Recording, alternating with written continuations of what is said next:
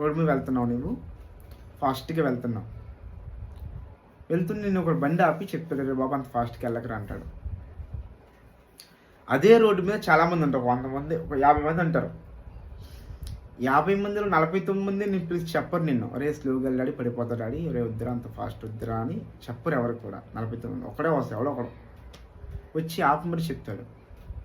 అంటే దాని అర్థము ఆ చెప్పిన ఆయన పని పాటలేదని కాదు, ఏదో నీ మీద జాలిపడి ఏదన్నా జరిగితే నీకు ఏదైనా నష్టం కలుగుద్ది అని పాపం జాలిపడి నీకు చెప్తాడు.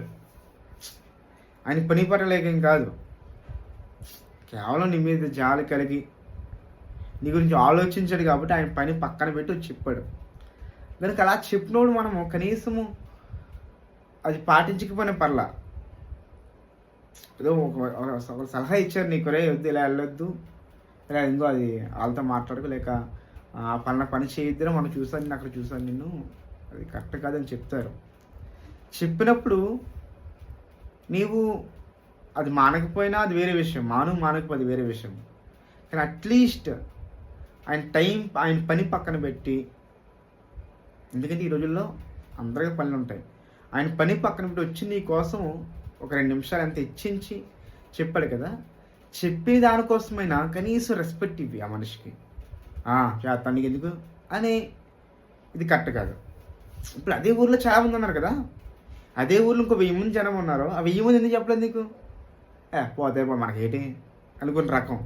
ఈయన ఎందుకు చెప్పుడు, ఈయన లైక్ ఈ అక్క ఎందుకు చెప్పింది నీకు? ఎందుకంటే నీ మంచి కోరి పాడైపోతావని.